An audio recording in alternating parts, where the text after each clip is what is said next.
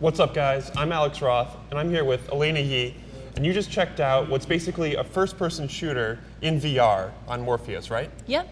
So it's from a group called Impulse Gear. They had a tech demo. Really interesting because it wasn't a traditional controller for the input. They had basically a plastic gun that you put a move controller into, had a trigger both in the front and the back, and a analog stick to navigate your character, and you basically hold this gun and use that to shoot things in the landscape. So I was shooting stuff like spiders and like fire-breathing lizards, some guys in armor that were also shooting back at me. Also could shoot like plasma rockets at structures. So what was it like doing that kind of thing in VR? Because it strikes me as something that could maybe, make you a little queasy. So in the terms of queasiness, I definitely got more sick than I would in like a different headset, like say Oculus, but I powered through just because it was so interesting. Yeah. Like not having a traditional controller, actually having that physical gun kind of actually did make it feel more like I was that person running through the landscape, shooting at things. Is there a gun that you see through your eyes? Is there representation of the controller in the game? Like, can you move it and see the gun move in the game? Right, so this is actually really interesting tech because the way they designed it is that the gun is, you can control it separate from your head, right? So I can be aiming this way, but I can be looking over here, and I can actually blind fire in that direction, cool. Which I thought was pretty cool. And you can see the gun in the game. I tried looking through the scope, but that didn't quite work as well as I hoped. But again, it is a tech demo, so it's not, perfectly polished. What does the game look like? Like, is it like abstract, like Tron, or is it trying to look like modern military, or? I would say it's a bit more Halo in how it looked.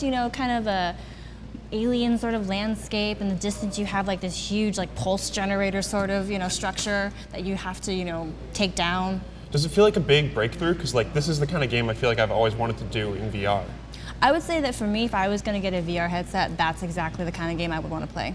Cool. And then you also checked out a different sort of weirder demo, right? On a bike? Yeah, I think you actually saw it as well. I think this is the same one that they showed at GDC. It's from a group called VR Zoom, and the basic premise is that you sit on an actual physical bicycle and you use the pedaling motion and like steering the handlebars as a way to control what's going on in the game. So in this the demo. So I was a horse. I think that's the one you tried to. You are a horse or you're on a horse? No, that's what I asked, because the perspective looks like I'm on a horse, but they said that I was the horse. Open to interpretation. Right?